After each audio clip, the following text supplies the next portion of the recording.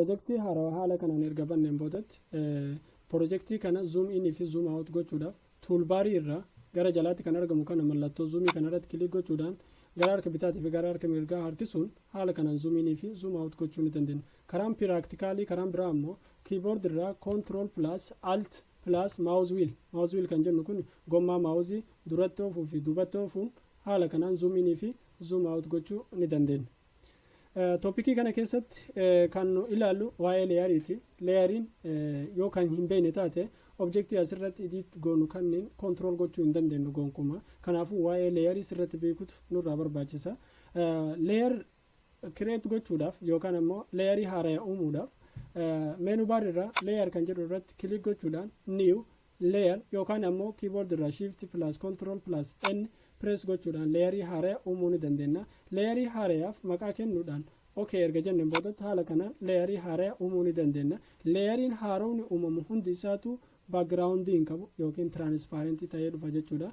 Erga haala kanaan leeyarii create gooneen boodatti leeyarii kanarratti wanta barbaanne edit gochuu wanta barbaanne hojjechuu ni dandeenya. Karaan biraa karaan nu itti leeyarii uumnu workspace gara jalaatiin lammaffarra kan jiru create a new layer batanii jettu tanarratti kilik gochuudhaan haaluma amma arginu kanaan leeyarii haaraa uumuu ni dandeenya. Leeyarii dhufe kana yookaan leeyarii create goone kana maqaa isaa jijjiiruudhaaf leeyarii maqaa isaa jijjiiruu barbaanne erga filanneen boodatti kan jedhu irratti kilik erga gooneen boodatti haala kanaan maqaa jijjiiruu ni dandeenya. Ammas mee leeyarii haaraa uumnu create a new layer batanii jettu kana irratti kilik haa goonu.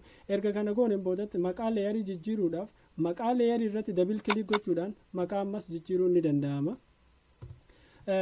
Irra deebinee mee leeyarii haaraa uumnu yookaan ammoo leeyarii uumne kana koppii gochuudhaan jechuun baay'isuudhaan leeyarii heddummeessuu ni dandeenya. Karaan nu ittiin leeyarii koppii goonu gochuu barbaanne san irratti kilik erga gooneen boodatti menu bar irraa leeyar kan jedhu irratti kilik erga gooneen booda duplicate layer kan jedhu filannee haala kanaan leeyarii heddummeessuu ni dandeenya. Karaan biraa ammoo karaan nu itti leeyarii koppii ittiin goonu leeyarii koppii gochuu barbaanne san irratti right kilik goonee haaluma wal fakkaatuun duplicate layer yoo kan jennuun kan ta'u ta'e leeyaricha san baay'isuu ni dandeenya. Karaan biraa karaan nu ammas leeyarii koppii ittiin goonu leeyarii koppii gochuu barbaanne san erga filanneen boodatti drag goonee create new layer tan jettu batanii duraan fayyadamne san irratti yoo kan lakkifnu taate haala kanaan maal gochuu dandeenya leeyarii koppii gochuu ni dandeenya. Leeyarii haala kamiin delete goona yoo kan jennu taate karaa hedduun delete gochuu ni danda'ama.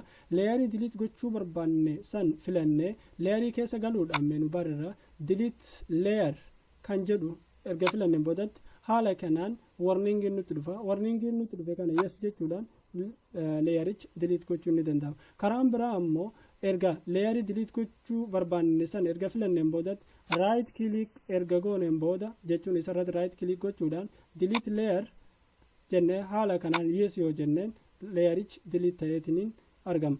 Okay, leeyarii karaa biraatiin delete gochuudhaaf ammas leeyarii delete gochuu barbaanne san erga filanneen boodatti workspace gara jalaatiin jalqabarra kan jirtu mallattoo delete tanarratti kilik gochuudhaan haala wal fakkaatu delete gochuun ni danda'ama.